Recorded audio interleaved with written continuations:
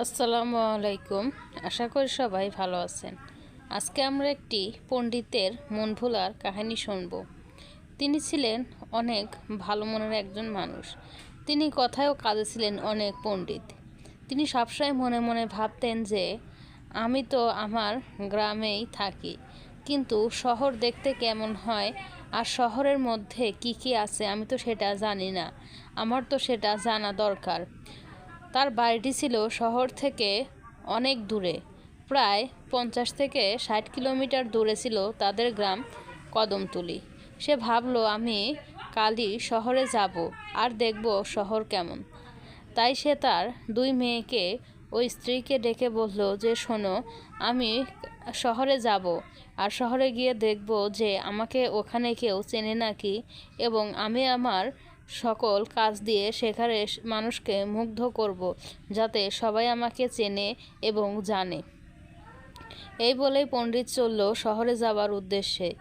সে তার বাড়ির সামনে দিয়ে একটি কাঁচা রাস্তায় গেছে। সেই রাস্তা ধরেই চলল শহরে যাওয়ার উদ্দেশ্যে। এরপর তিনি মাঠ পের হবেন, জঙ্গল পের হবেন ও নদীর ধার দিয়ে যাবেন শহরে।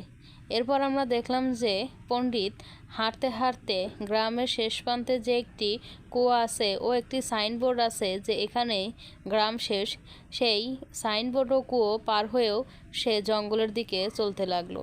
ইতিমধ্যে সে জঙ্গলের মধ্যে একটি নদী দেখতে পেল। সে ভাবতে লাগলো, এখন তো আমাকে অনেক রাস্তা চলতে হবে, তা আমি বরং একটু নদী থেকে পানি খেয়ে নেই। তারপর সেই পণ্ডিত নদী থেকে একটু পানি খেয়ে নিল। তারপর সে হাঁটতে হাঁটতে জঙ্গলের মধ্য দিয়ে যেতে লাগলো। চারিধারে ঘন জঙ্গল।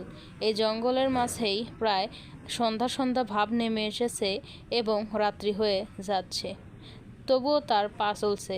এক পর্যায়ে সে ভাবলেন, আমি বরং এখানে রাতটি কাটিয়ে নেই, সকাল হলে আমি আবারও ঘুম থেকে উঠেই শহরের দিকে রওনা হব। তারপরে সে দেখলাম যে জঙ্গলের মধ্যে একটি গাছের নিচে সে ঘুমিয়ে পড়ল। কিছুক্ষণ পর সকাল হয়ে গেল। তারপর সে আবার ভুল করে সে আবার তার গ্রামের রাস্তার দিকে ফিরে যেতে লাগলো। আসলে সে ছিল একজন মন ভোলা মানুষ, সে সব কিছুই ভুলে যেত। তারপরে সে আবারও দেখলাম যে সে গ্রামের রাস্তার দিকে ফিরে আসছে, কিন্তু সে বুঝতে পারতেছে না যে সে ভুল করে আবারও তার গ্রামে ফিরে আসছে। সে মনে করছে যে এটি শহর। সে ভাবতে লাগলো যে এই শহরেও তো দেখতেছি আমাদের গ্রামের মতো ছেলে ও আমাদের গ্রামের মতো মানুষের বসবাস। তখন রাব্বি নামের একটি ছেলে তাকে সালাম জানিয়ে চলে যায়। তখন সে ভাবতে লাগে যে শহরের মানুষও তো আমাকে চেনে, আমার ব্যাপারে জানে, সেজন্যই সে আমাকে সালাম জানিয়ে গেল। আর এই শহরের সব কিছু একদম আমাদের গ্রামের মতো, এমনকি মানুষগুলো দেখতেও আমাদের গ্রামের মতো, কত সুন্দর। তারপর সে আবার হাঁটতে হাঁটতে ধান ক্ষেতের কাছে আসে। সে ভাবতে লাগে, আমাদের এলাকাতে তো এরকম একটি ধান ক্ষেত আছে গাছের নিচে। সে তারপরও আরও সামনের দিকে এগিয়ে যেতে লাগে।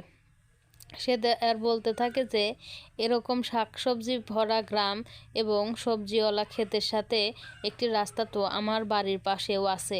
সে হাঁটতে হাঁটতে তার বাড়ির দিকেই চলে যেতে থাকে, কিন্তু সে বুঝতে পারে না এটি তারই গ্রাম। কিছুক্ষণ পর সে দেখতে পায় যে তার বাড়ির মতো একটি বাড়ি ও তার মেয়ের মতো একটি মেয়ে তার বাড়ির সামনে এসে দাঁড়িয়ে রয়েছে। তখনই তার মেয়েটি বলে ওঠে, বাবা তুমি কোথায় থেকে আসছো আর এত তাড়াতাড়ি তোমার শহর ঘোরা হয়ে গেল?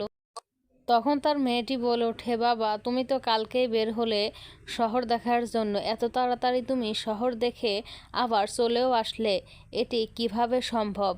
তখনই সেই পণ্ডিত ভেবে উঠল যে সে এখানেও হয়তো তার মেয়ের মতো দেখতে একটি মেয়ে আছে ও তার বাড়ির মতো দেখতে একটি বাড়ি আছে এবং তার স্ত্রীর মতো দেখতে একটি স্ত্রী আছে।